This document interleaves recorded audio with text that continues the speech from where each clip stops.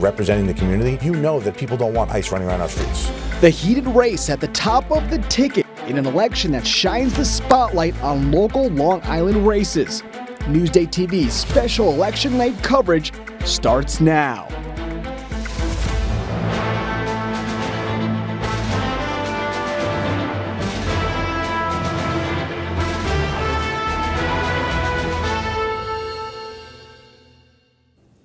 Welcome to Newsday TV's special live LI Votes 2025 election coverage. I'm Ken Buffa. I'm Macy Egland. The polls have closed and Long Islanders have spoken, weighing in on all the local races. That's right. Throughout the night, we'll have live local coverage looking at the county and town races that matter to you. Now, the highest profile race this year is for Nassau County Executive. Democrat Seth Koslow is challenging Republican incumbent Bruce Blakeman. And we'll be closely watching if there is a shift in the balance of power in both county legislatures. Right now, Nassau County Republicans hold a 12-7 seat majority over Democrats. The balance is being tested in this election, the first to use a new set of legislative districts. Yeah, in Suffolk County, all 18 seats in the Republican-controlled legislature are up for election as well. The GOP has a supermajority, holding 12 seats over the Democrats' 6. Now, we have a team of Newsday reporters live at the local party headquarters across Long Island for you, focused on all of the local issues. Jill Wagner is at Nassau GOP headquarters. Our Virginia Huey is at Nassau Democratic headquarters. Andrew Enger is in Suffolk County at GOP headquarters, and our Doug Geet is with the Suffolk Democrats. People across the nation are keeping a close eye on the race for New York City mayor. Now, as Newsday reported, Long Islanders were major donors to the mayoral campaign of Democratic Socialist Zoran Mamdani. He's taking on Republican Curtis Sliwa and former Governor Andrew Cuomo, who's running as an independent. And Newsday TV's political analyst Joy Brown is in Newsday's Studio 2 here in Melville, looking at the local impact of the races with Larry Levy, Dean of Suburban Studies at Hofstra University. We'll check in with them. And right now, here's a look at our politics and news teams in our newsroom working away, following all of the key races and stories that matter to you. You can get the latest updates live on our website, newsday.com/LI votes. So a lot to get to tonight. We're starting to see some of those results coming in shortly. We'll get to those. But first, we want to get out to our live reporters out in the field right now, and we begin in Nassau County. That's right. The headliner there is obviously County Executive Bruce Blakeman, who is looking for another term. Newsday TV's Jill Wagner is at Nassau GOP headquarters in Baldwin. Jill. Well, Ken, the excitement is really starting to build here in Baldwin. The crowds are coming in as the polls just closed. And Republicans are hoping that the red wave that we have seen in Nassau County for the past few elections will continue as well tonight. Republicans, for the most part, really control all of the top government positions in the county, from County Executive Bruce Blakeman to the Nassau Legislature and the town supervisor positions as well. But this is an off-year election. So Republicans, while they're feeling good, they know a lot of this really depends on turnout. Nassau Republicans holding a pre-election rally last week, trying to shore up excitement and get out the vote. It's your victory on Tuesday night. At the top of the Republican ticket, incumbent County Executive Bruce Blakeman. He's facing a challenge from Democratic legislator Seth Koslow. He's got a very radical agenda. Blakeman recently talked to Newsday. He said his own record on safety and taxes speaks for itself. I canceled a $150 million tax increase by my predecessor, and I haven't raised taxes a penny in the last 4 years. Balanced the budget. Blakeman says his first order of business if he's reelected, hiring more police. He touts Nassau's label as the safest county in America by U.S. News and World Report. We're doing all the right stuff to make sure we keep Nassau residents safe. Republican District Attorney Ann Donnelly is fending off a challenge from Democrat Nicole Alois.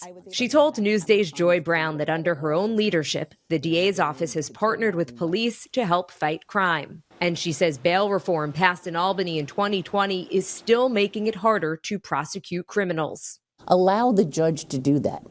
Allow the judge to be the judge and say, is this person dangerous? How many times has he been in and out of the courthouse? You know, the revolving door of the courthouse. And that should be considered when you consider setting bail.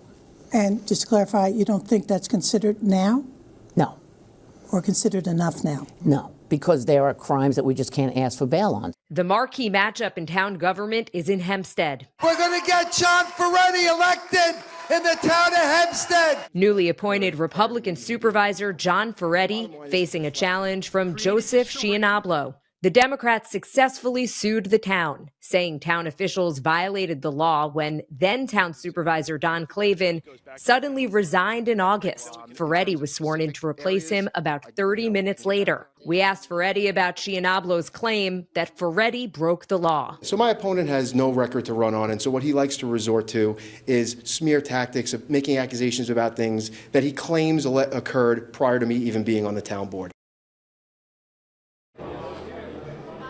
So Ferretti there, quickly changing the subject. He instead wanted to talk about tax cuts in his budget, and that is something that we're hearing from Republicans across the board. They say Long Islanders care mostly about two main issues, lowering taxes and increasing safety, and they say they are on the right side of both of those issues. So that's what's happening here in Baldwin at the GOP headquarters. I'm going to send it over to my colleague Virginia Huey in Garden City with the Democrats. Well, this election day, Democrats are trying to win several powerful positions in Nassau, starting with the top of the ticket for Nassau County Executive. All eyes are also on the hotly contested race for Hempstead Town Supervisor. Here's a look at the candidates and the change they hope to bring to Nassau County. The way the county's being run is a circus, and Bruce Blakeman doesn't know what he's doing. Seth Kozlow of Merrick is the Democratic challenger trying to unseat Republican incumbent Bruce Blakeman in the race for Nassau County Executive. Kozlow says the cost of living has soared under Blakeman's leadership. As county executive, I'm going to get rid of those no-bid contracts and get rid of all that legal spending we don't need. Kozlow also promised to end the county's partnership with ICE and disband Blakeman's militia, which is comprised of gun-licensed civilians. It's illegal through and through. We have no information about it. There's no need for it. Blakeman's campaign spent millions on TV ads and mailers, some accusing Kozlow of writing a paper that said women want to be raped. It's not true. I don't believe it. It's not my own words. And it's just a distraction because he has nothing to say for the fact that the last 3.5 years, crime's gone up. Democrat Joseph Scianablo of Garden City is in the race for Hempstead Town Supervisor. We're running on decency, honesty, and transparency. A state judge recently found the Hempstead Town Board broke the law by failing to give residents a 24-hour notice that it was installing John Ferretti as supervisor to replace Don Clavin. What it shows is they will do anything to maintain power, even if it means muting the voice of the people. A Marine combat veteran, former NYPD officer and Queens prosecutor, Scianablo says he'll fight for a government that works for the people. All these insider deals with their political insiders, we're going to return all that money back to the taxpayer. Now, another closely watched race is for Nassau District Attorney. Democrat and prosecutor Nicole Alois is trying to unseat her former boss, Republican incumbent Ann Donnelly. That is the latest from Nassau Democratic headquarters in Garden City. Now I'm going to send it over to my colleague, Andrew Enger. He's over at Suffolk GOP headquarters in Patchogue. Thanks, Virginia. Yeah, here in Patchogue, Suffolk County Republicans are looking to have a good night, hopefully keeping on their majority in the Suffolk County Legislature and in some key town positions. But with the two top races here in the county, that would be for district attorney and sheriff running unopposed. Is there enough interest in the race this year to have Suffolk County voters come out and cast their vote in the lower ballot races? Comparatively, this is a very non-competitive year. Political consultant Mike DeWidziak doesn't expect high turnout in Suffolk County this election.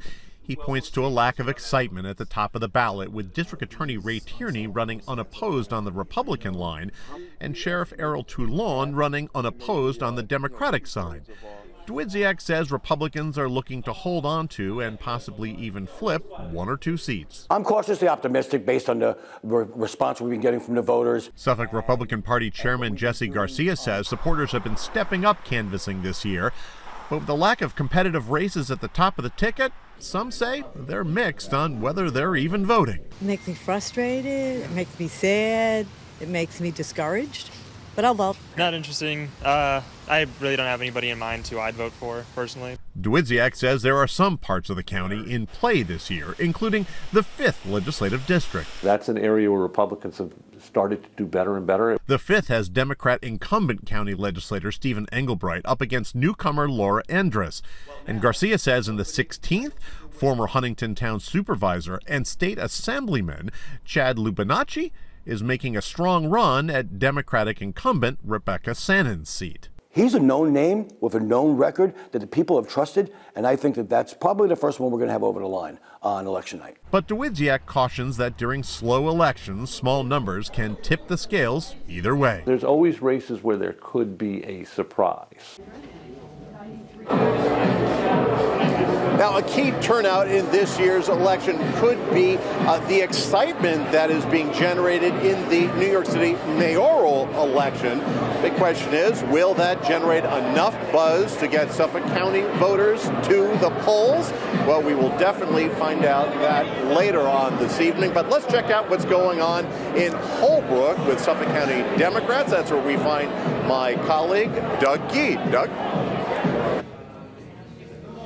All right, well, Andrew, it wasn't that long ago when Democrats here in Suffolk had a firm grip on county government here in Suffolk. They had the county executive's office, the district attorney, the sheriff, and control of the county legislature. In recent years, though, the complete opposite. With the exception of sheriff, it's Republicans calling all the shots here. So tonight, Suffolk Democrats trying to climb their way back to the top during what is a pretty politically chaotic culture. Going door to door and having conversations, people are really exhausted. With the contentious political environment these days and no high-profile offices on the ballot in Suffolk, Democratic Party Chair Rich Schaefer is expecting a pretty low voter turnout. He says that's unfortunate. Local elections have more of a direct impact on you than national or state elections. And so we're trying to make sure that people understand that this gets to your quality of life. This is talking about your parks, your roads. Schaefer is seeking re-election as Babylon Town supervisor. His Republican opponent is David Sutherland, although he's not actively campaigning. Two other Democratic supervisors, Maria Moore in Southampton and Kathy Burke-Gonzalez in East Hampton, are both running unopposed. Democrats are challenging Republican incumbents in 4 other towns: Huntington, Smithtown, Riverhead, and Shelter Island. Democrat Errol Toulon is running unopposed for another term as Suffolk sheriff. Meanwhile, Democrats did not put up an opponent against District Attorney Ray Tierney, who's running on the Republican and conservative lines. Suffolk Democrats will also be keeping a close eye on races taking place in neighborhoods like this one, where voters are choosing their county legislator. Right now, Republicans have a 12-6 majority in the legislature, a gap Democrats are anxious to tighten. The question for this election is, how much impact does national politics have on the local election? Fred Thiel of Sag Harbor spent decades as an elected official on the town, county, and state level. He says it's a tough year to predict what will happen since national issues are dominating even local politics. There may be a slight turnout advantage for Democrats this year because the Republicans control everything and there's always kind of a reaction to that. But I don't see anything that leads me to believe that there's a big wave for one party or the other. And if there is one race that Democrats tonight here will be watching, it's out on the North Fork for the county legislative seat there. Greg Dorosky is a well-known Southold Town councilman. He's trying to unseat the Republican incumbent. We'll be here live for you all night in Holtzville. I'm Doug Gee. Back to you guys. Ken, Macy. Thank you so much, Doug. A lot of energy, a lot of anticipation. Big races that we're covering tonight. Obviously, now the nation is also keeping a close eye on the race for New York City Metro. But I just want to let you know that Suffolk County District Attorney Ray Tierney, he's going uncontested. That's some of the things we've seen a lot of this year, actually, don't you say? Yeah, Joy and Larry will be joining us a little later to talk about that. We'll, of course, get into all those results a little later on tonight when we do have more coming in. Again, it's very early in the night, but it sounds like we do have a few early results for New York City Mayor. That's true. The nation is keeping a close eye on the race for New York City mayor. As Newsday has reported, Long Islanders were big donors to the mayoral campaign of Democratic Socialist Zohran Mamdani. Now he's taking on Republican Curtis Sliwa and former Governor Andrew Cuomo, who's running as an independent. And as you can see, early numbers here. So Zohran in the lead by about 11 points over Andrew Cuomo. Curtis Sliwa not yet hitting double digits. Obviously, this is all still early numbers. These are not finalized, but again, Zohran with a pretty big lead of 11 points. All right, now let's take a deeper dive into what's at stake. Joy Brown is in Newsday Studio 2 with Larry Levy, Dean of Suburban Studies at Hofstra University. Yeah, Joy, there's so much to talk about tonight, of course, but let's start with the issue of blank voters and blank candidates. Thank you, Macy. Larry, let's go with blank voters and blank candidates. We're seeing some numbers beginning to come in, totally unofficial. Sure. We haven't gotten them in. Sure. Blank voters, how important are they? Well, blank voters have been increasing as a percentage of the overall voter pool. So they are getting an outsized or a greater potential influence on the race. This year, we're seeing about 20% of the turnout as of 6 p.m. today are these blank voters. The parties are fairly even. Republicans seem to have a little bit of an edge in turnout so far, and that means the blanks, the unregistered, or they're registered, they're not loyal to any party, are the ones who could determine elections up and down the ballot.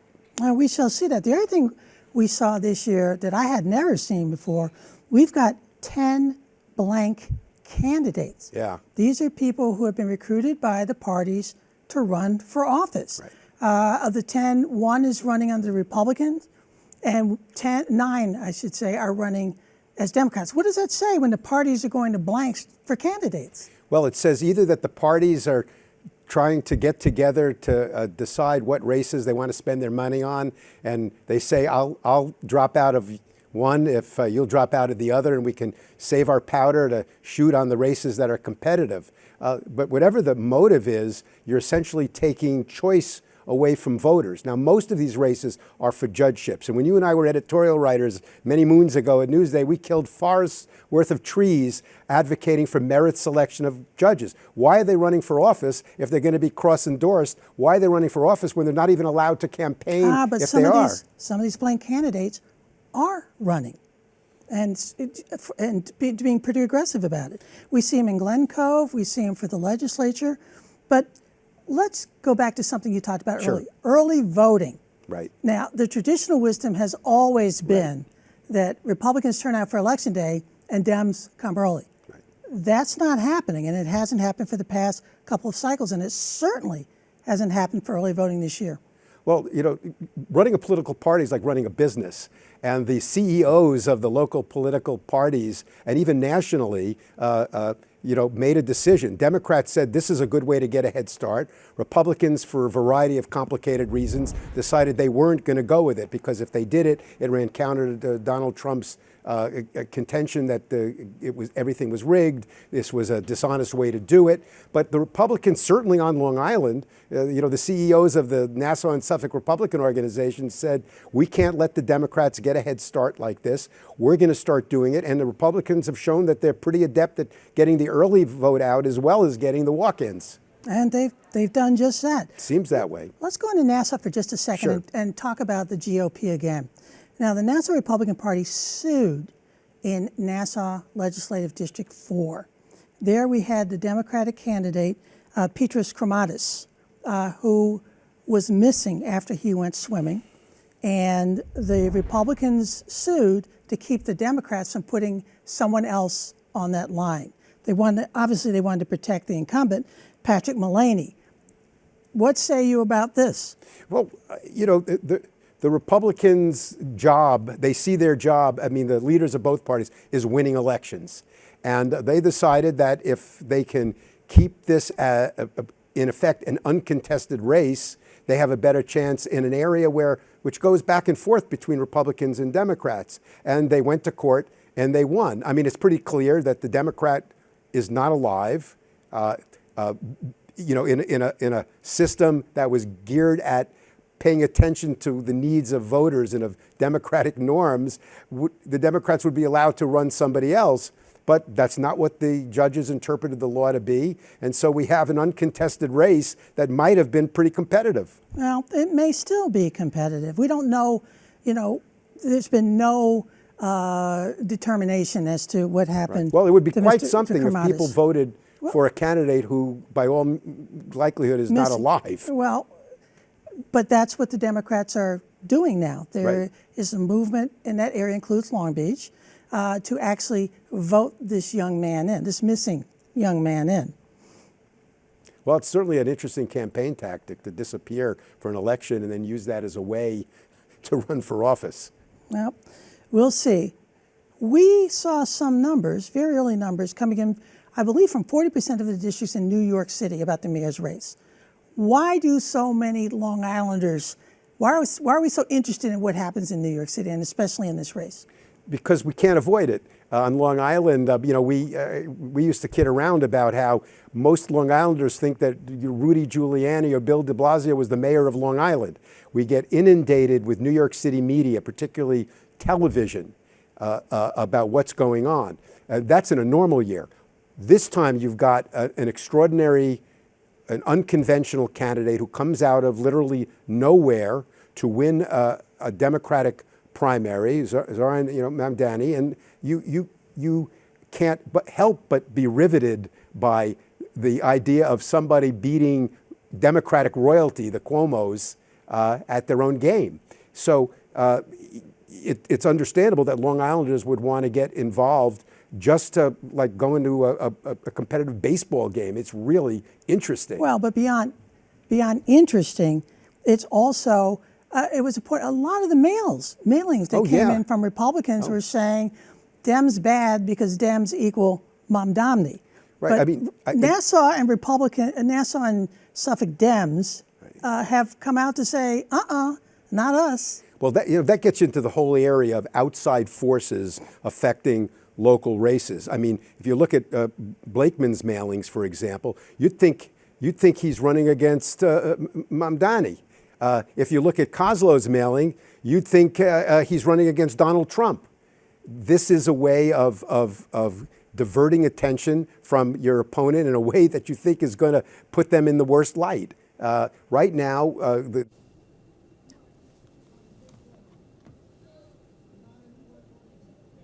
and hoping that there's a backlash that, regardless of what Bruce Blakeman did or didn't do, will be taken out on him the same way 2009, Tom Suozzi, popular Democratic incumbent, leaves millions of dollars unspent because he thinks he had an easy time of it. He loses because people were mad at Barack Obama, and he was the first Democrat they had a chance to take it out on. Same with Laura Curran in 2021.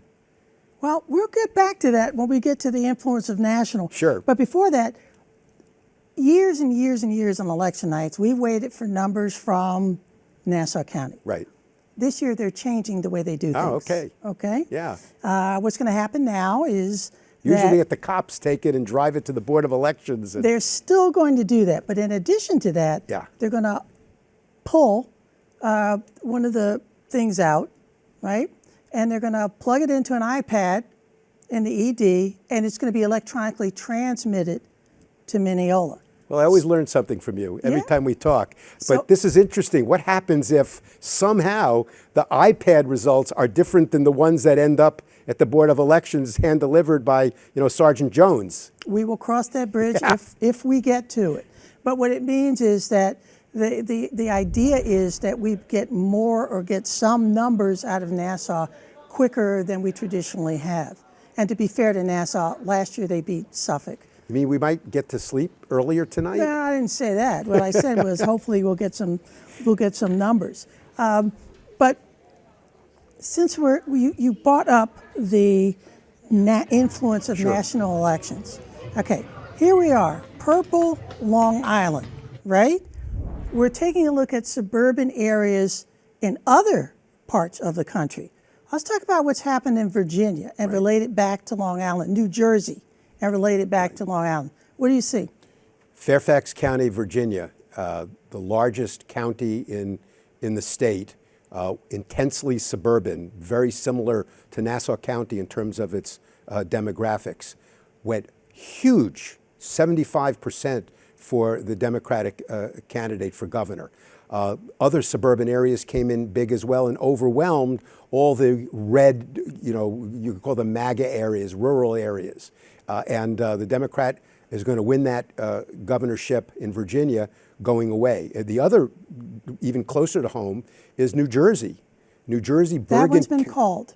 Both have been called for the Democrat. But I want to take a minute, and I need to go back to the studio. I need you, Macy, Ken. Thank you so much, Joy and Larry. Now stay with Newsday TV all night for your live election coverage. See results, hear about the local impact, streaming here on Newsday TV, and check newsday.com/LI votes for more of our in-depth coverage. We'll be right back.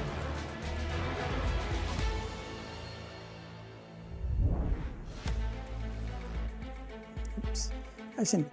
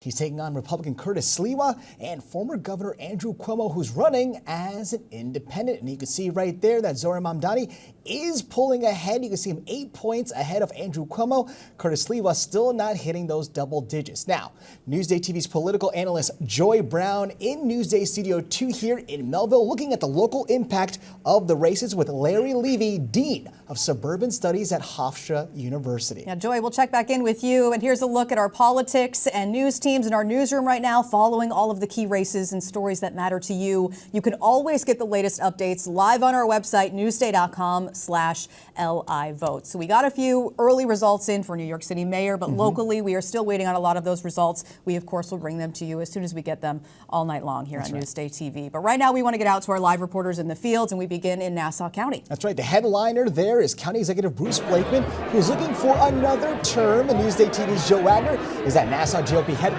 in Baldwin. Hey, Joe. Hey, Ken, a lot of excitement here in Baldwin. You could see behind me the crowd has started to really fill in here. Also, interestingly, a lot of candidates have been roaming around, and that is a pretty good sign on their end that they're feeling confident with the results. Normally, if they feel like it's going to be pretty close, they'd be behind closed doors, really watching as the results start to come in from all of the different precincts. I did have a chance to catch up with District Attorney Ann Donnelly just a few minutes ago. She is up for re-election, and she said she's feeling pretty good. How are you feeling? I feel great. I'm really confident. The numbers are looking great, and a lot of hard work went into making this night a success. If you win re-election, what is your number one priority? My number one priority is always safety for Nassau County, but I am going to institute a cold case bureau. I'm going to make sure we keep getting the guns off the street, the drugs off the street, and tamp down on the gang members. I know you spoke to my colleague Joy Brown about bail reform. How big of an issue is that? You mentioned in some cases judges' hands are still tied. Yeah, you know, I'm going to go back to Albany. I'm going to ask them to listen and see if we can get some changes made, because we can't tie the judge's hand. We have to let them consider a person's background, their danger to the county, and be able to set bail. So there is DA Ann Donnelly also running for re-election today. Another thing that Republicans are watching closely is the Nassau Ledge. Right now, as you mentioned, it's 12-7 with a Republican majority. There are some new maps. Republicans say that they believe that those maps are advantageous to Democrats. Still, they feel like they might be able to pick up one seat, perhaps two. So the power in the Nassau Ledge, definitely something that we're going to be watching as well. And that is what is happening over here at the GOP headquarters in Baldwin. I'm going to send it over now to my colleague, Virginia Huey, who is in Garden City. Thanks, Jill. One of the most hotly contested, closely watched races is for Town of Hempstead Supervisor. And joining me now is the Democratic candidate for that job, Joe Schnablo. Joe, how are you feeling about your campaign? And, you know, the polls are closed, campaigning is done. How are you feeling? Honestly, we're feeling really optimistic. I'm excited to be here with all the volunteers that have been out here since day one.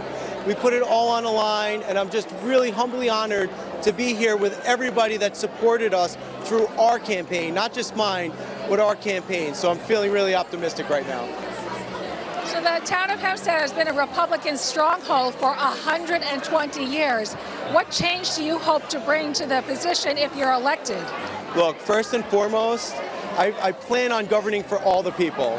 And we've seen quite clearly how the Town of Hempstead governs for the political insiders and the career politicians. No more. Under my leadership, we're going to make sure all the people are represented properly.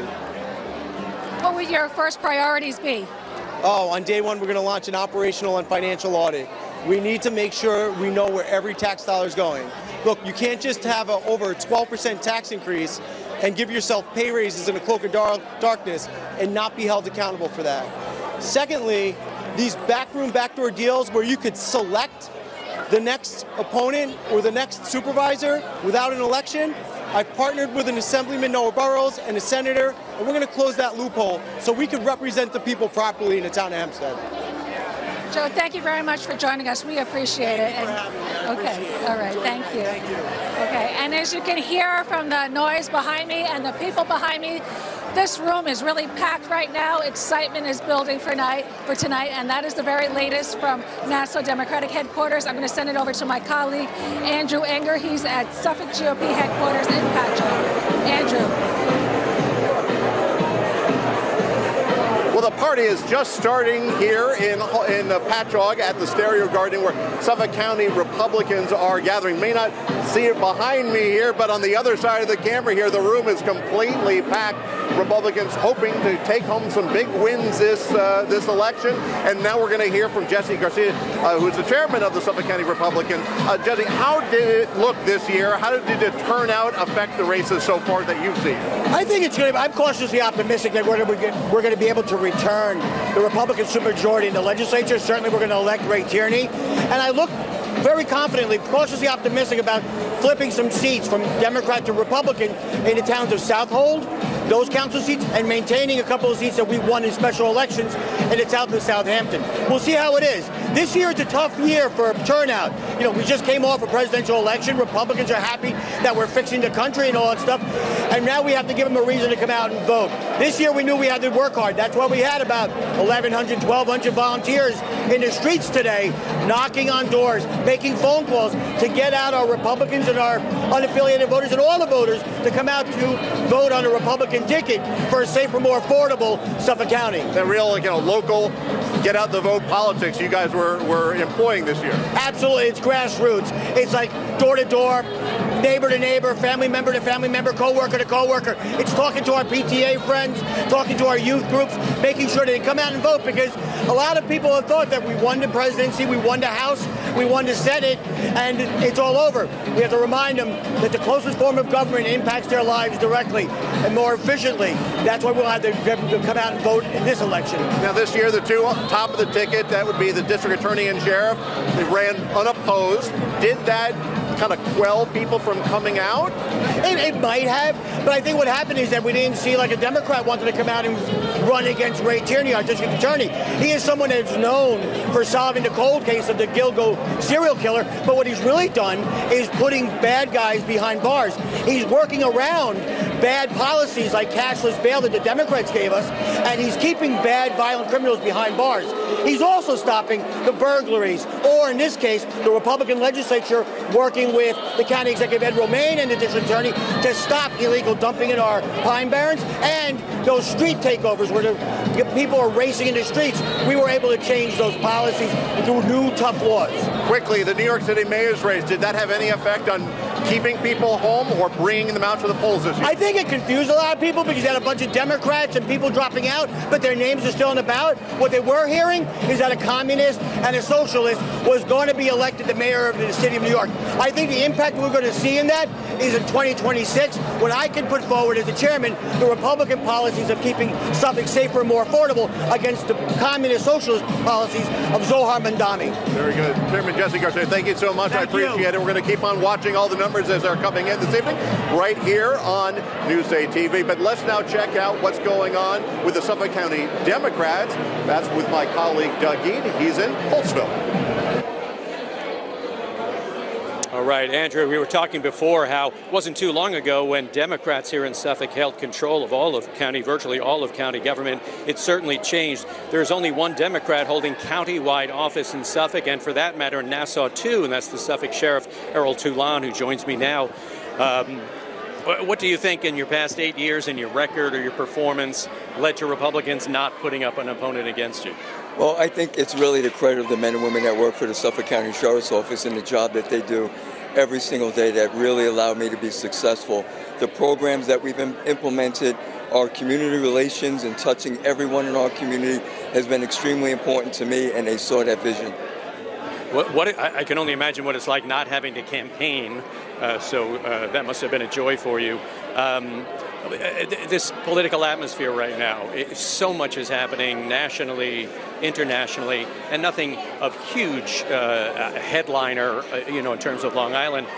What do you sense is the mood, even though you didn't have to campaign, the mood of the voters, and what do you think they want to hear from their leaders?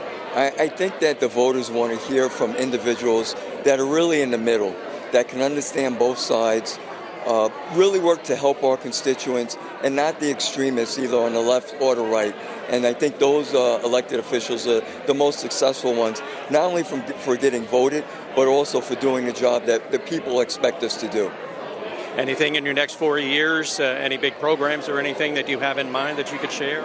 Yes, well, we're working on creating a gun violence program where all of our sentenced individuals will have to go through this program to understand what's going to happen if you're the victim of a gun crime or you utilize a firearm in the commission of that crime. We're going to expand our drug treatment program inside of our jails so that more people are eligible, and we're going to continue to gain partnerships throughout the United States and internationally with our Corrections Intelligence Center.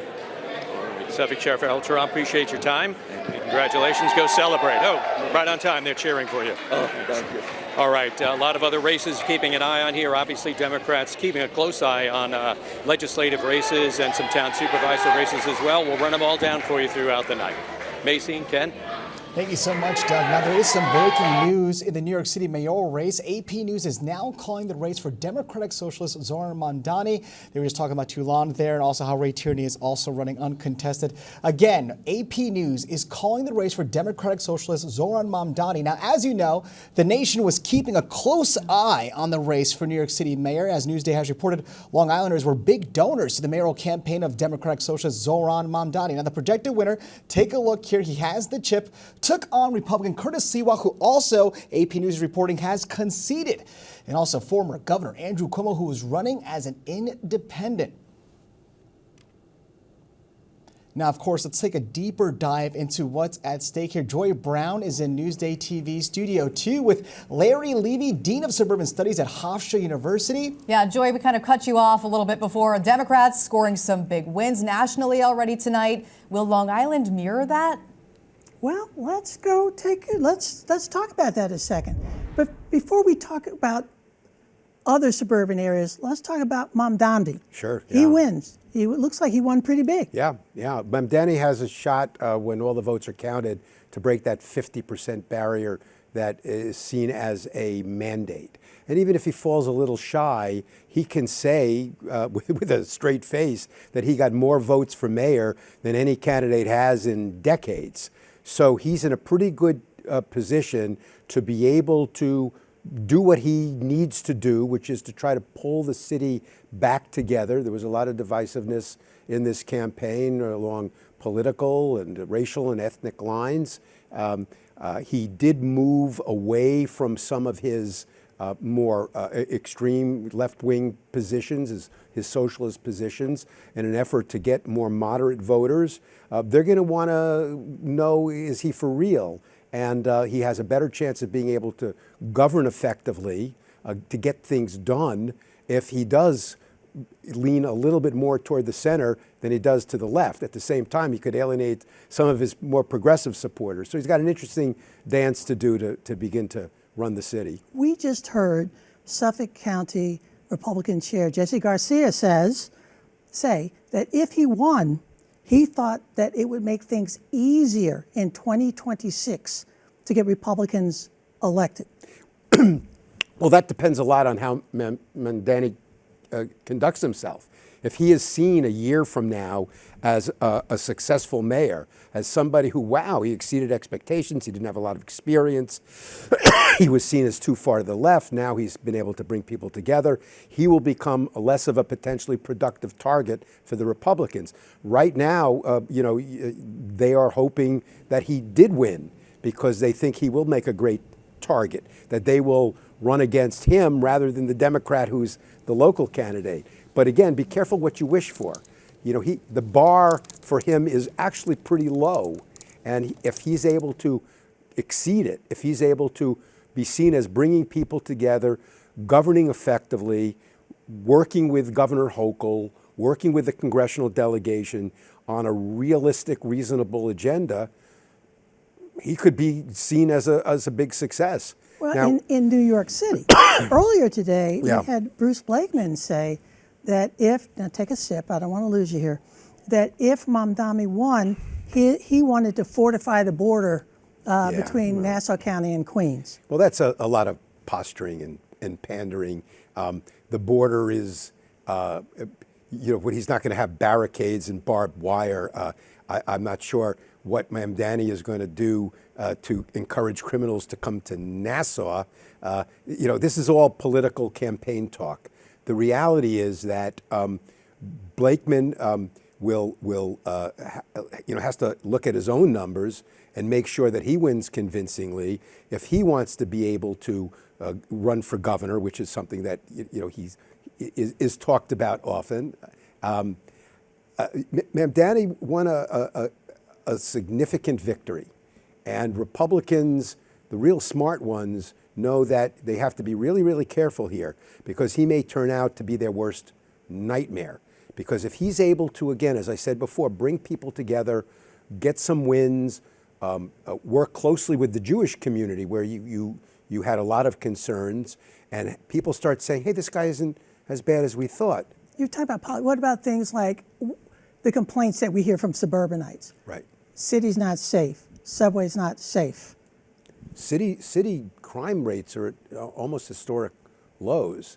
I think some of the perception, and we were talking about this earlier, why Long Islanders are so fixated on New York. You look at New York City media, particularly television, if it bleeds, it leads. And, it's a horrible thing that somebody gets pushed off a subway platform, but, 1 out of 9 million people, it's a tragedy for an individual and a family, but it doesn't tell you anything about how safe the city is. It is the safest big city in America by far, and it's safer than a lot of small cities, but the perceptions lag reality, and there are a lot of Long Islanders who consider it unsafe. The same question could be asked of Blakeman. He is presiding over an extremely safe county, so why is he hiring hundreds more police officers? Why does he have an armed militia? If you're safe already, maybe you can try some other priorities. But he has a law and order MAGA agenda that he thinks will serve him well locally in terms of this election and in getting a strong start towards the Republican primary for governor. So right now it's a lot of happy talk. We shall see. One thing that makes 2025 interesting to me is that this is the last. That's a really interesting point. Truly local election. Yes. The last one. New York City is exempt from even year voting. Right. On Long Island and for some other places that are not cities, like Glen Cove and Long Beach, we're moving to even years. Right. Which means that local elections will be held at the same time as state elections and some federal elections. And the presidency. And in 2028, the President of the United States. Can you imagine you're going to elect the President of the United States and the Nassau County Executive in 2028? So clearly, the Democrats felt this was advantageous to them because they do a much better job of turning out voters in the even years. As we see in the turnout numbers, there's 100,000 more Democrats in Nassau, and Republicans are probably going to turn out more of their voters. That speaks to the power of the Republican organization and maybe the paucity of the Democratic. But, already, outside forces, how a party's national brand is seen has as much to do with local races already. So I'm not sure how different it's going to be. The challenge for local candidates is going to be to break out of the pack, find creative ways to get known, whether it's through social media, whether it's through interesting, unusual, and appealing proposals. But right now, again, you had Bruce Blakeman winning 4 years ago because people were mad at Joe Biden and Kathy Hochul and maybe Bill de Blasio. You had Tom Suozzi losing the county executive in 2009 because people were mad at Barack Obama. It had nothing to do with what Suozzi did or didn't do. It had nothing to do with what Laura Curran didn't do. And Seth Koslow, of course, is counting, we don't have the numbers yet, is counting that enough people are mad at Donald Trump based on his low approval ratings, and that they will take it out on Bruce Blakeman. Well, we shall see. Yeah. But for right now, I want to go back to you, Macy and Ken in the studio.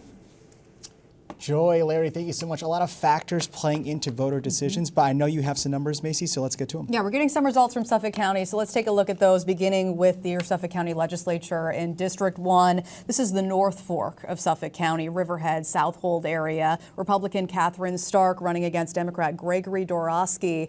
Right now, it looks like this could flip. Dorosky with a pretty commanding lead. Oh, wow, with 98% of the precincts reporting. So we've got one district that looks to be flipping, at least right now, early on in the night. We'll check back. District 2 for Suffolk County Legislature, Democrat Ann Welker right now leading Republican Raheem Soto in his first run for public office. This is the South Fork, Southampton, East Hampton. District 3 is the South Shore, Mastic Beach, Center Moriches area. Republican James Mazzarella hoping to secure his third term, running against Democrat Beverly Theodore. He's got a commanding lead now early on in the night. District 4, Central Suffolk County, Farmingville, Medford region, Republican Nick Caracappa looking for his third term tonight against Democrat Nancy Silverio. District 5, this is the North Shore, Stony Brook, Port Jefferson, Setauket. Democrat Stephen Engelbright, 79 years old of Setauket, running against Republican Laura Endress, right now with 66% of the vote for incumbent Engelbright. District 6, North Shore and Central Suffolk area, Miller Place, Yaphank, South Shoreham, Republican Chad Lennon looking to secure his second term tonight against Kevin O'Shaughnessy. District 7, South Shore, Patchogue, Bellport, Gordon Heights, this would be your representative, Republican Dominic Thorne looking to secure his third term, running against Jawan Sween. District 8, South Shore, Bohemia, Sayville, Holbrook, Democrat Kelly Perry running against incumbent Republican Anthony Piccirillo in this one. Again, 100% of the precincts reporting. You're seeing there Piccirillo with a commanding lead. District 10, Trish Bergen, the Republican, hoping to secure her third term, running against Leanne Barty. This is the South Shore, parts of Central Islip, Islandia, and Ronkonkoma. I may have missed a precinct. I'm sorry about that. Let's head over to District 11. Stephen Flotterin, the Republican. He was elected in 2017, running against Democrat Lucas Deitch right now. Flotterin with a lead in that race. District 12, Republican Leslie Kennedy, who was elected in 2015. She's the chair of the legislature's Health Committee, running against Democrat Deborah Monaco.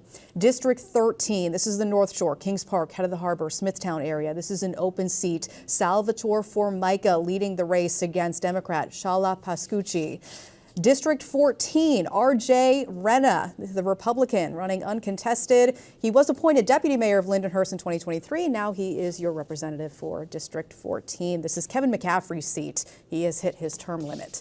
District 15, western border of Suffolk County, Wyandanch, East Farmingdale, Amityville. Democrat Jason Richburg trying to hold on to his seat right now. He has a big lead over Jared Morris, just 27 years old, of Wyandanch. District 16, Huntington Station, Elwood, Greenlawn.